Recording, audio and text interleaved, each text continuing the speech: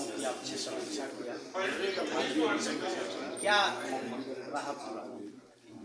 मैं उत्तर प्रदेश के मुख्यमंत्री के प्रतिनिधि के रूप में जौनपुर के प्रभारी मंत्री के दायित्वों के निर्वहन क्रम में 2 दिन से जौनपुर में हूँ। जौनपुर में जो भी उत्तर प्रदेश सरकार और भारत सरकार द्वारा योजनाएं चल रही हैं उनका क्रियान्वयन की मैंने समीक्षा की। जो परियोजनाएं चल रही हैं उनकी मैंने समीक्षा की, प्रगति की, गुणवत्तापरक काम की, इसकी मैंने समीक्षा की।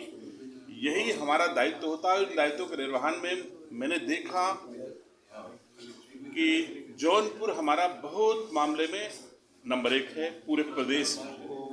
तो मैं कह सकता हूं कि जौनपुर का प्रशासन लगातार उत्तर प्रदेश सरकार की आशा के अनुरूप हर योजनाओं का क्रियान्वयन करा रहा है। जितनी भी परियोजनाएं यहाँ संचालित हैं लगभग उनका गुणवत्ता पर काम पूर्ण होने वाला है। हमारे जो माननीय विधायकगण हैं उनके साथ हम लोगों ने बैठ करके और कार्यकर्ताओं के साथ बैठ करके भी मैंने जौनपुर की स्थिति को समझा और जैसा कार्यकर्ताओं की आशा थी वैसा मैंने अधिकारियों को निर्देश दिया है। जहां कहीं कमी पाई गई है वो निर्देश दिए गए हैं उसको दूर करने का। मैं उम्मीद करता हूं मोदी जी और योगी जी के नेतृत्व में आने वाले समय में जौनपुर में मछली शहर में एक कमल खिलेगा जो देश के यशस्वी प्रधानमंत्री जी को फिर से प्रधानमंत्री बनाने का काम आएगा। काफ़ी ऊर्जा, काफ़ी उत्साह जौनपुर के कार्यकर्ताओं में और जौनपुर का प्रशासन पूरी तरह संजीदगी के साथ जौनपुर वासियों की सेवा में संलग्न है। जौनपुर में एक एसटीपी की योजना आपके शहर में चल रही है, 3 बार पूरा करने का लाइन दी गई।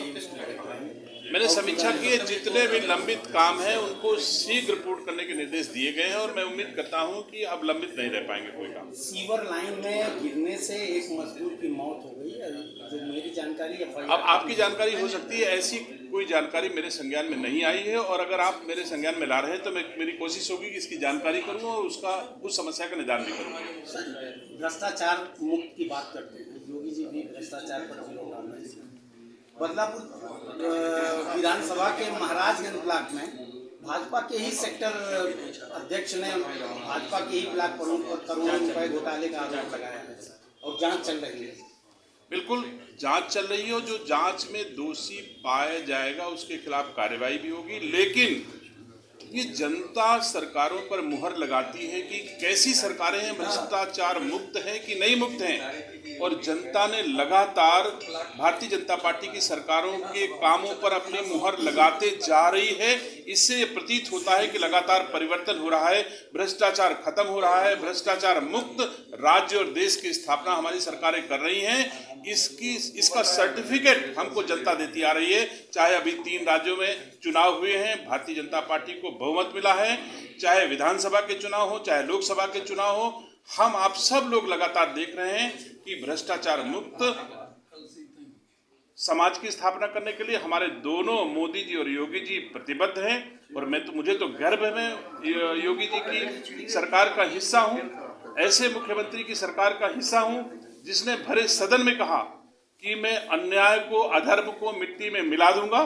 तो पूरे प्रदेश ने देखा कि आज की तारीख में उत्तर प्रदेश में अधर्म और अन्याय का कुछ अता पता नहीं है। तो मैं समझता हूं कि जनता इसको महसूस करती है और आने वाले चुनाव में फिर से सर्टिफिकेट जारी करेगी। 2024 में विपक्षी गठबंधन को लेके क्या करेंगे? मुझे तो नहीं लगता कि कोई गठबंधन है। अगर कोई गठबंधन होता है तो उसका कोई नेता होता है, कोई गठबंधन होता है तो उसकी नीति होती है। मुझे तो इस गठबंधन का ना एक नेता का नाम मुझे पता है और ना ही आपको पता है। आप बता सकते हो कि गठबंधन का कोई नेता है? तो क्या बिना नेता के कोई गठबंधन अथवा कोई संगठन चलता है? तो नेता और नीति विहीन गठबंधन ना अस्तित्व में आया है, ना अस्तित्व में आ पाएगा। अपने अपने नीतियों के लिए, अपने अपने नीतियों और अपने अपने इंडिविजुअल प्रॉफिट के लिए ये दल आपस में लड़ रहे हैं। सार्वजनिक हित के लिए, देश के हित के लिए, राज्य के हित के लिए संगठन नहीं बने हैं, व्यक्तिगत हित के लिए संगठन बने हैं। मैं समझता हूं व्यक्तिगत हित को कभी जनता स्वीकार नहीं करेगी। इंडिया की बैठक में खड़गे